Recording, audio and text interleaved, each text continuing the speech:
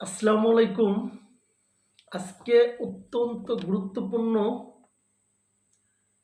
কিছু কথা এবং একটি ভিডিও নিয়ে আপনাদের সামনে আসব।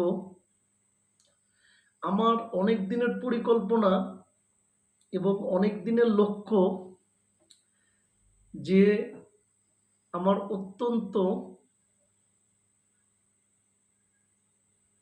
মনের চাওয়া, যে আপনারা জানেন, আমার সহপাঠী, আমার বন্ধুগণ এবং আমার অফিস কলিগ যারা আছেন, আপনারা সবাই জানেন, শত ব্যস্ততা, শত কাজের মধ্যেও বই পড়া আমার অত্যন্ত গুরুত্বপূর্ণ একটা হ্যাবিট, মানে অভ্যাস। বেসিক্যালি আমার জীবনের টোটাল টার্গেট হচ্ছে 5,000 বই পড়া। মানে আল্লাহ পাক যদি আমাকে হায়াত রাখে, ইনশাল্লাহ আমি প্রতি বছরে মিনিমাম 200 বই কমপ্লিট করতে চাই। এটা হচ্ছে আমার একটা ফিউচার প্ল্যান। কেন? কারণ আপনারা সবাই জানেন, একজন মানুষ যে কোনো ক্ষেত্রে জানার জন্যে সবচেয়ে সঠিক এবং প্রপার মাধ্যম হচ্ছে আপনার বই পড়া। আপনার বই হচ্ছে সমুদ্রের মতো। সমুদ্রের যেমন কোনো কূল কিনারা নেই, তেমনিভাবে আপনি যদি বই পড়েন, আপনার জ্ঞানের লিমিট এবং আপনার জ্ঞানের সীমা গভীরতা এবং আপনার জ্ঞানের যে আপনার সীমা, এটা আপনি নির্ধারণ করতে পারবেন না। এবং একটা যে কোনো বিষয়ে আপনি যখন বই পড়ার অভ্যাস আপনার মধ্যে তৈরি হবে, ইনশাল্লাহ আপনি নিজেকেই আর নিজে জাজ করতে পারবেন না। অবশ্যই আপনি নিজের মধ্যে পরিবর্তন দেখতে পারবেন। তো যাই হোক, আজকে আমার খুবই পছন্দের এবং আমি যে স্যারের অধীনে কাজ করি, যাকে আমি টিচার হিসাবে মানি, যার কাছ থেকে আমি শিখি, শেখার পরে সেটা আমি বাস্তব জীবনে কাজে লাগাই, সে হচ্ছে আমার সম্মানিত জিএম স্যার। উনি হচ্ছে বর্তমানে অপারেশন হেড। তো স্যারের লেখা প্রথম বইটির নাম হচ্ছে আপনার রং বদলের গল্প। রং বদলের গল্প। দেখেন, প্রত্যেকটা মানুষের জীবনের রং এবং সেই রংগুলো বদল হয়, সেটা আমরা জানি। গল্প শুনতে কার না ভালো লাগে। দেখেন, এটি হচ্ছে মানে একটি পাতা। এটি দিয়েই স্যারে বোঝানোর চেষ্টা করেছেন যে আপনার এখানে যদি আমি চিন্তা করি, এটা হচ্ছিল আপনার একজন মানুষ যখন পৃথিবীতে আসে জীর্ণ শীর্ণ, তারপরে সেই মানুষটা হচ্ছে, এটা কি কাল? যৌবনকাল। সবচেয়ে গুরুত্বপূর্ণ এবং দামি সময়, যেটাকে বলা হয় গোল্ডেন টাইম, এটা। তারপরে হচ্ছিল মানুষের আপনার প্রাপ্তবয়স্ক, মানে যেটাকে আমরা ধরি হচ্ছে আপনার 40, যেটাকে আমরা ধরি 40, আপনার 40 হবে। মানে তারপরে হচ্ছিল আপনার এটা হচ্ছিল আপনার 60 থেকে 70, তারপরে হচ্ছে 80 থেকে 100 বছর, মানে লাস্ট, অর্থাৎ শুরু থেকে লাস্ট। প্রত্যেকটা মানুষ আমার আপনার যেমন এই পৃথিবীতে আসছি, আবার এই পৃথিবী থেকে আমার আপনাকে কি করতে হবে? একদিন চলে যেতে হবে। যাই হোক, দেখেন স্যারের এই বইয়ের গল্পের প্রথম পৃষ্ঠা হচ্ছিল আপনার আপনার প্রথম গল্পটা হচ্ছিল আপনার, বুঝতে হচ্ছে, প্রথম গল্পটা হচ্ছে এই যে, প্রথম গল্পটা হচ্ছে মেঘমালা। গল্পের নাম হচ্ছে আপনার মেঘমালা। মেঘমালা টোটাল এই বইয়ের গল্প হচ্ছিল আপনার 5টি অধ্যায় দিয়ে স্যারের বইয়ের টোটাল পৃষ্ঠা হচ্ছে 158 পৃষ্ঠার একটি গল্পের বই। আসলে এটি গল্পের বই না, এটি হচ্ছে একটা মানুষের জীবনে শিক্ষণীয় অনেক কিছু। আসলে শেখার তো কোনো শেষ নেই। একজন মানুষ শিখবে, শেখার কোনো শেষ নেই। এবং শিক্ষার ক্ষেত্রে সবচেয়ে গুরুত্বপূর্ণ, শেখার জন্যে সবচেয়ে ইম্পর্টেন্ট যে জিনিস সেটা হচ্ছে আপনার এই যে বই পড়া, এবং বই পড়ার যে অভ্যাস সেটা কি করা, নিজের মধ্যে তৈরি করা। দেখেন প্রথম গল্পটা হচ্ছে মেঘমালা। আমি কিছু লাইন আপনাদের পড়ে শোনাই। আকাশ আজও আগের মতোই বিশাল, নীলের বিস্তৃত বুকে ছড়িয়ে আছে অসংখ্য মেঘের দল। কেউ ভাসছে অলস ভঙ্গিতে, কেউ আবার উড়ে যাচ্ছে কোনো অজানা গন্তব্যের দিকে। মেঘগুলোর দিকে তাকালে মনে হয় যেন কারো অদৃশ্য নির্দেশে তার অবিরাম চলমান। আসলে তো তাই। আমি আপনি আশরাফুল মাকলুকাত, সৃষ্টির সেরা, কিন্তু মানুষের বাইরে সবাই 100% মহান রবের নির্দেশ মেনে চলে, তাদের কক্ষপথ মেনে চলে, কিন্তু আমি আপনি তো উদাসীন দুনিয়া এবং পরকালের বিষয়ে। আপনি দেখেন দুনিয়াবী জীবনটা হচ্ছে এমন একটা জীবন, যদি আমি আপনি চাই তাহলে দুনিয়া এবং পরকাল দুই জায়গায় সফল হতে পারি। কেন? ছোট্ট একটু উদাহরণ দেই। মনে করেন দুনিয়াবী পরীক্ষায়, যে কোনো পরীক্ষায় যদি আমি আপনি প্রশ্নপত্রটা একদিন আগে পেয়ে যাই, এনি পরীক্ষা এক্সাম, এখন সেই পরীক্ষায় 100-তে 100 নাম্বার পেতে আমার আপনার কোনো অসুবিধা হবে? হবে না। কেন? বিকজ অফ সেটার কোশ্চেন, আমি প্রশ্নর যে আপনার প্রশ্নপত্রের যে প্রশ্ন সেটা ইতিমধ্যে আমি জানি। দ্যাট মিন্স সেইভাবে আমি প্রিপারেশন নিয়ে আমি পরীক্ষার হলে গিয়ে আমি সঠিক এবং সবচেয়ে রাইট অ্যান্সারটা দিতে পারবো। কিন্তু দেখেন একজন মানুষের জীবনের এই যে 80-90-70 বছর, এই 70-80-90 বছরে মানুষটা কলম জানে যে মৃত্যুর পর তাকে 3টি প্রশ্নের উত্তর দিতে হবে। 1 নম্বর মান রাব্বুকা, মান দিনুকা, মান নবিয়ুকা, অর্থাৎ তোমার রবকে, তোমার দিন কি ছিল এবং তোমার নবীকে সাল্লাল্লাহু আলাইহি ওয়াসাল্লাম। দেখেন সেই 3টা জানা প্রশ্নের উত্তর 99% মানুষ মৃত্যুর পরে দিতে পারবে না। This is the fact. এই জন্যে পৃথিবীতে থাকা অবস্থায় আমার আপনার মেন এবং প্রধান কাজ হচ্ছে অবভিয়াসলি কি করা, নিজেদেরকে ব্যালেন্স করা, দুনিয়া এবং পরকাল।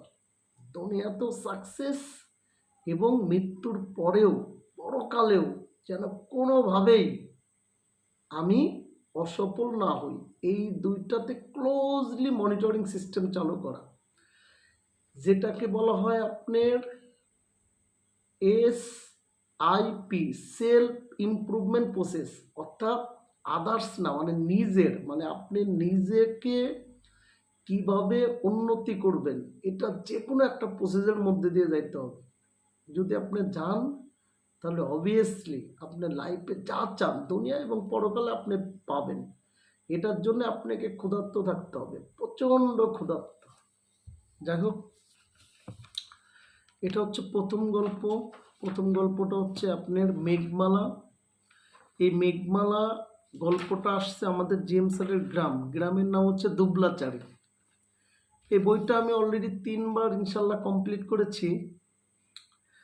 এই আপনার 2 নম্বর যে গল্প, সেটা গল্পটার নাম হচ্ছে সোনার পাড়া। এই গল্পটার মূল হচ্ছে একটি গ্রাম, সেই গ্রামে একটি বিদ্যালয়, সেই বিদ্যালয়ে বিদ্যুৎ ছিল না। তাই বিদ্যুৎ না থাকলে একটা সময় সেই গ্রামের বিদ্যুৎ আসে, ধুলো রাস্তা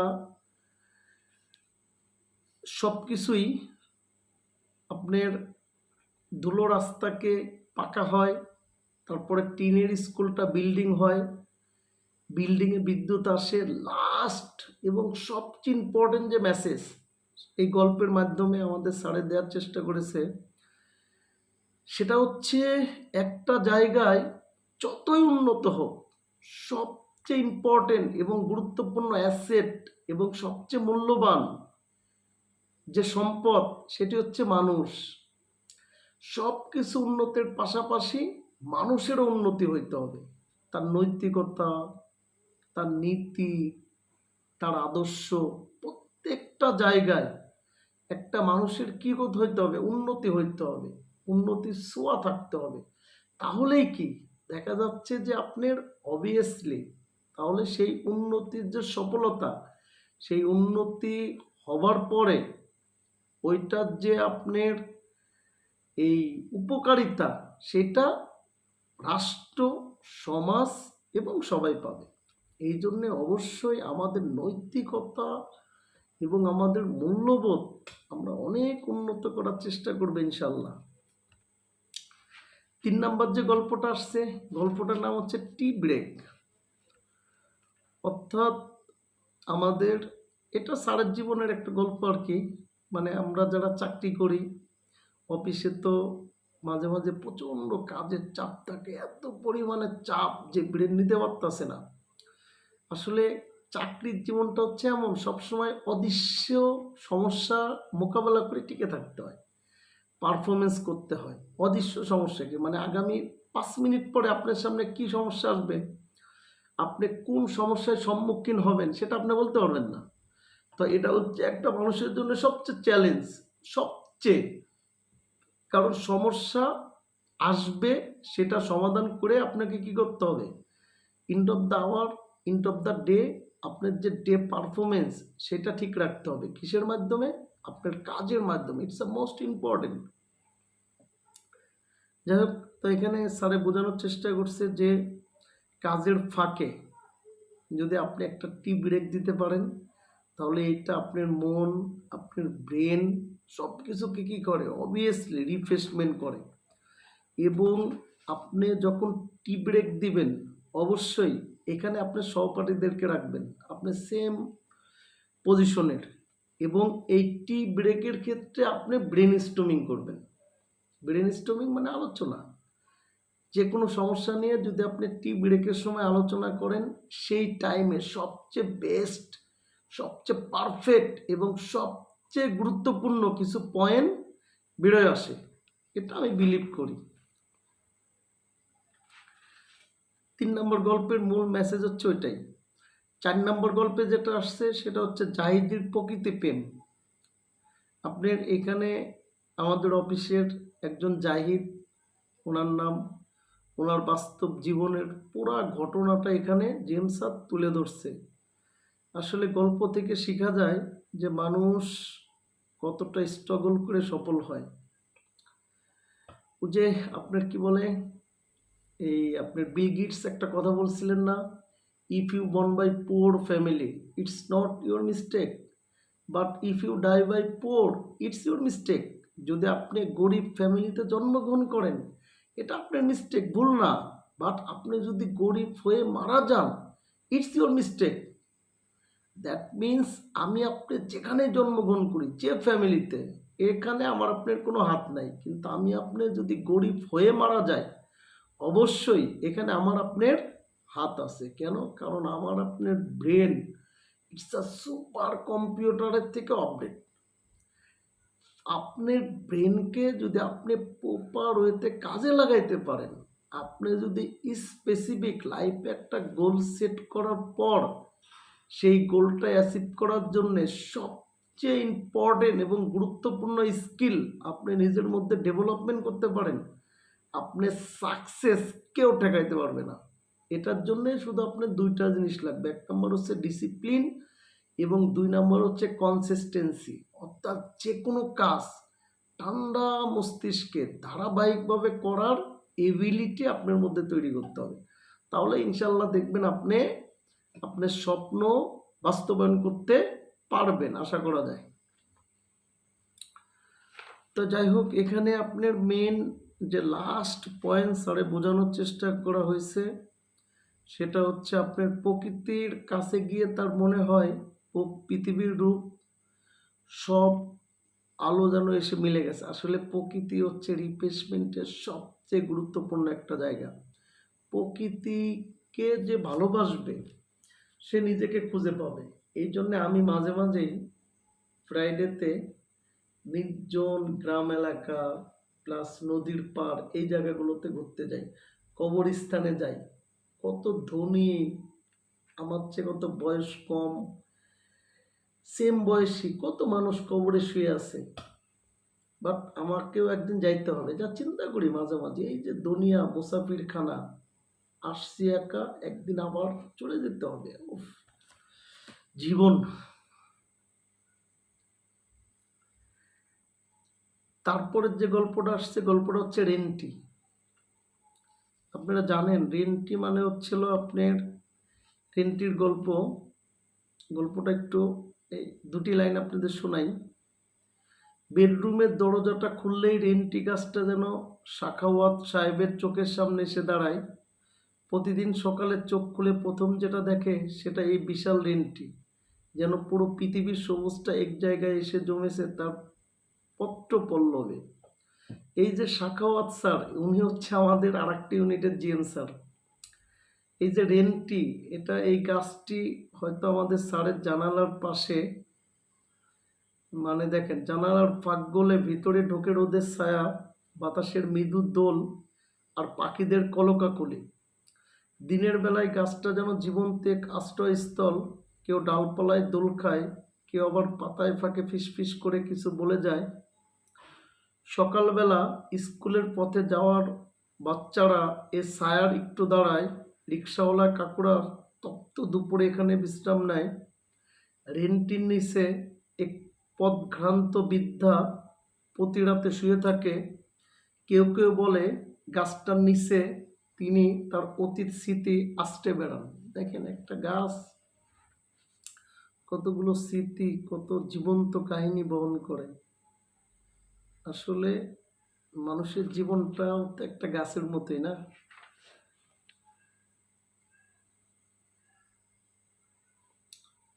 আপনার তারপরের যে গল্প, স্যার যে মেসেজটা দেওয়ার চেষ্টা করেছে সেটা হচ্ছে আপনার বর্ষার সকাল। দেখেন আমাদের বাংলাদেশ হচ্ছে 6 ঋতু। এই যে এখন আমি ভিডিও বানাচ্ছি, লাস্ট 3-4 দিন প্রচন্ড বৃষ্টি। এই বৃষ্টিতে আমাদের বাংলাদেশের প্রত্যেক বছর কিছু নিম্ন অঞ্চল বন্যায় প্লাবিত হয়ে যায়। এই বন্যায় আমরা কিছু মৃত্যুর সংবাদ শুনি, যেটা আমাদেরকে অনেক মর্মাহত করে। আমি মহান রবের কাছে মন থেকে দোয়া করব, আল্লাহ পাক যেন বন্যার পানিতে কাউকে মৃত্যু না দেয়। অবশ্যই প্রত্যেকটা মানুষকে যেন আল্লাহ পাক স্বাভাবিকভাবে দুনিয়া থেকে চলে যাবার তৌফিক দান করেন, আমিন। দেখেন এটা হচ্ছিল বর্ষাকাল।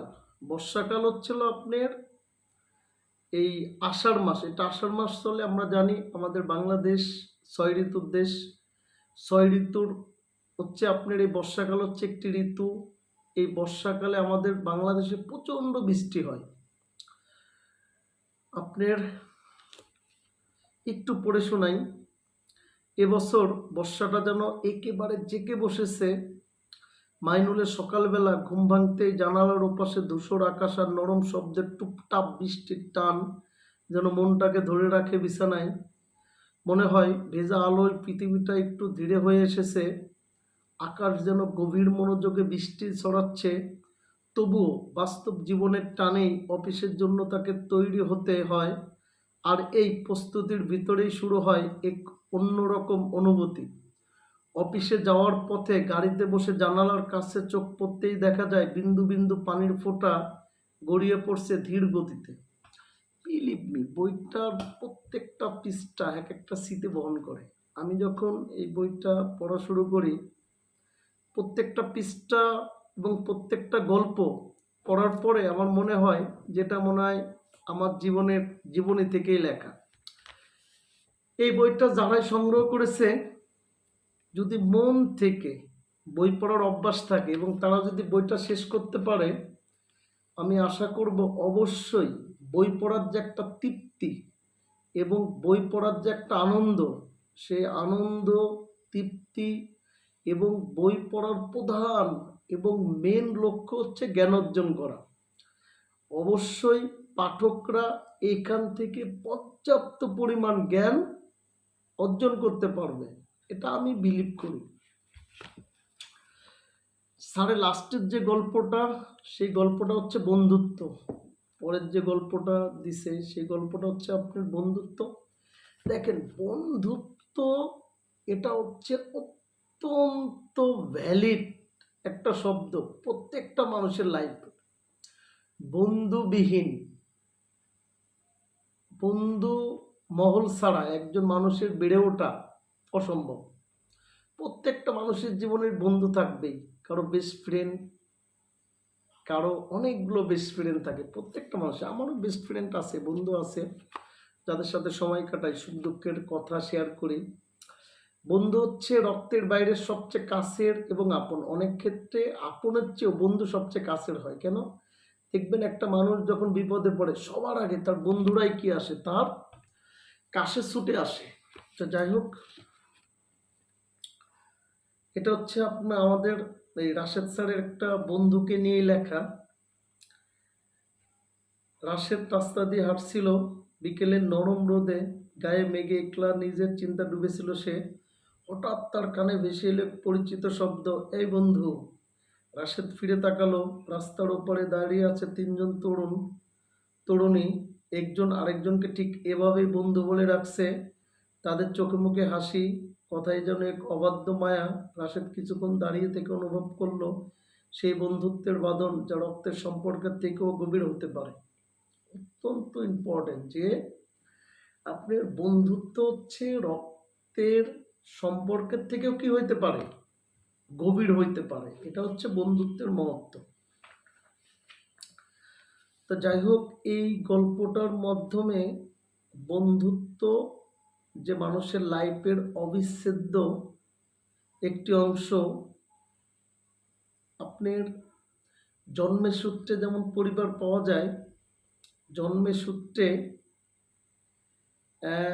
আপনার পরিবার পাইলেও জন্মের সূত্রে কোনো বন্ধু পাওয়া যায় না। বন্ধু কি করতে হয়? বেছে নিতে হয়।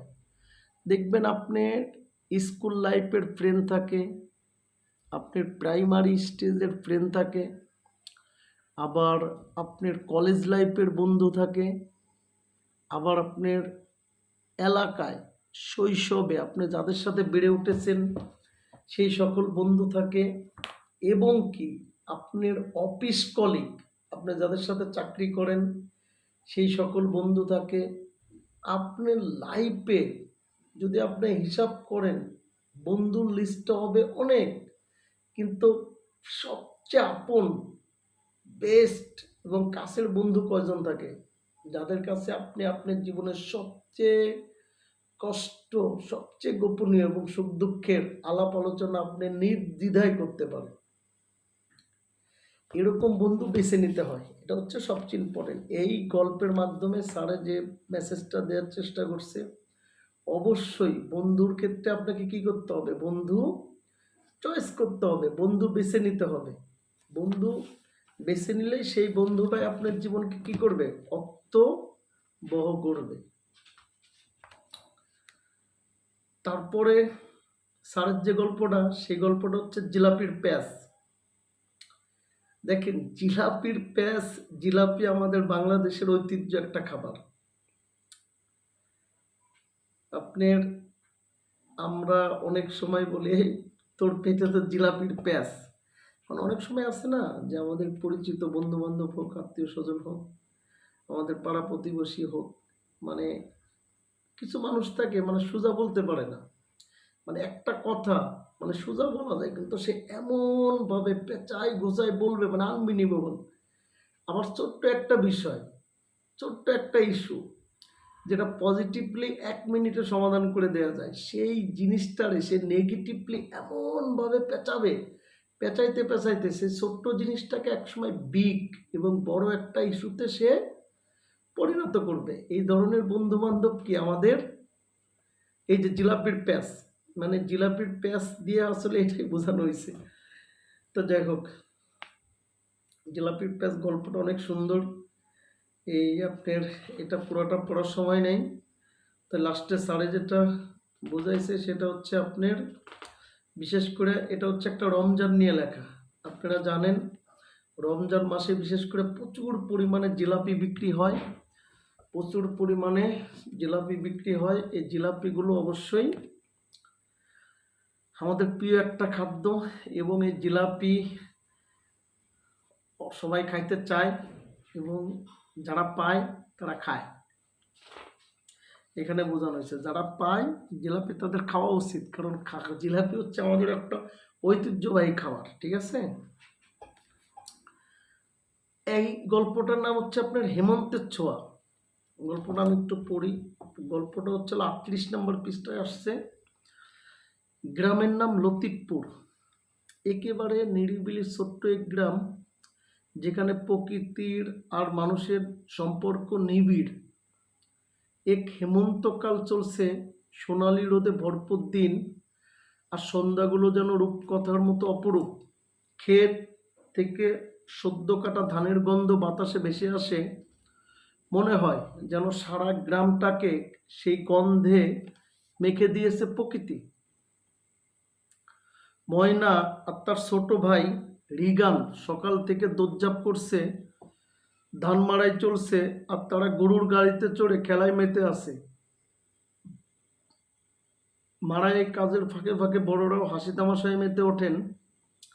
কেউ কেউ সোনারঙ্গা খেজুরের রসের হাঁড়ি নিয়ে আসছে, যার মিষ্টি গন্ধে বাতাস আরও মিষ্টি হয়ে ওঠে।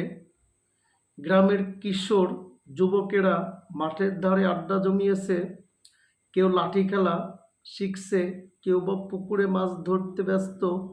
বিকেলের আলো যখন আরও নরম হয়ে আসছে, তখন গাছের নিচে বসে বিদ্যা গোলাপি বুড়ি সবাইকে গল্প শোনান। তার গল্প তাকে হারিয়ে যাওয়ার দিনের কথা। কেমন ছিল কেমন ছিল এক সময় হেমন্ত, কিভাবে গোলা ভরা ধানের আনন্দ ভরে উঠত গ্রাম। এই যেটা হচ্ছিল আপনার একটা মানে একটা গ্রামের একটা জীবন্ত গ্রামকে এখানে তুলে ধরা হয়েছে। অর্থাৎ হেমন্তের সকালবেলা একটা গ্রামগঞ্জে কিভাবে দিন শুরু হয়, সেই মূল পয়েন্টটা এখানে তুলে ধরছে আমাদের জেমস স্যার গল্পের মাধ্যমে। পরের গল্পে যেটা আসছে, এই গল্পটার নাম হচ্ছে আপনার রতন কাকা। রতন কাকা হচ্ছে স্যারের গ্রামের একজন, সে সেলুনে কাজ করে। মানে সেলুনে কাজ করলেও তার জীবনের যে স্ট্রাগল, সেটা এই গল্পের মাধ্যমে স্যার এখানে সুন্দরভাবে তুলে ধরছে। এই গল্পের আপনার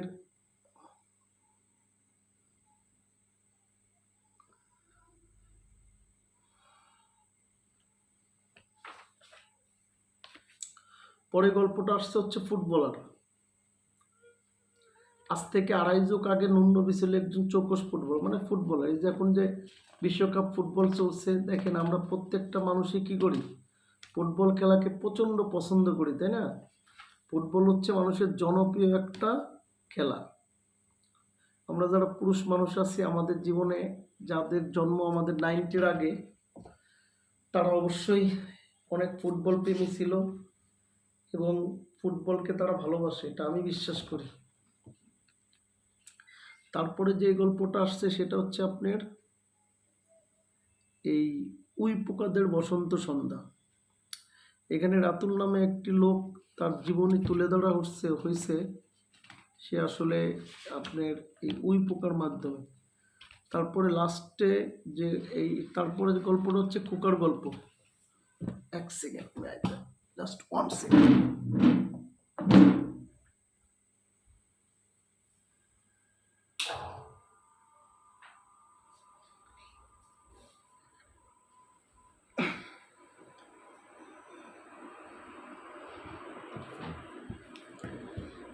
ফ্যানটা বন্ধ ছিল তো চালাই দিয়ে আসলাম।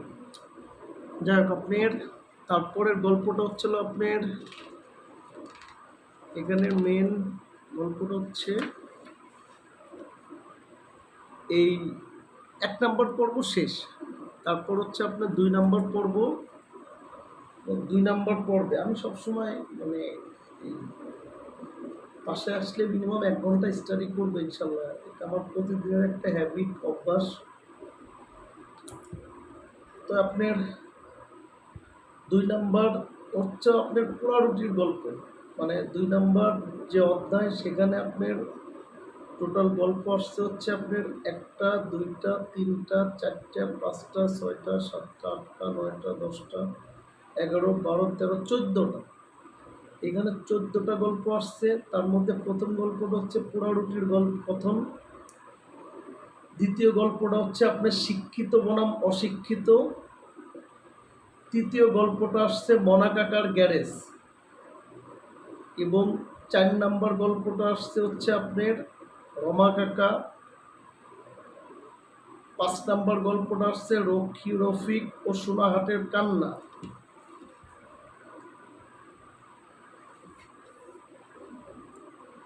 তারপরে আপনার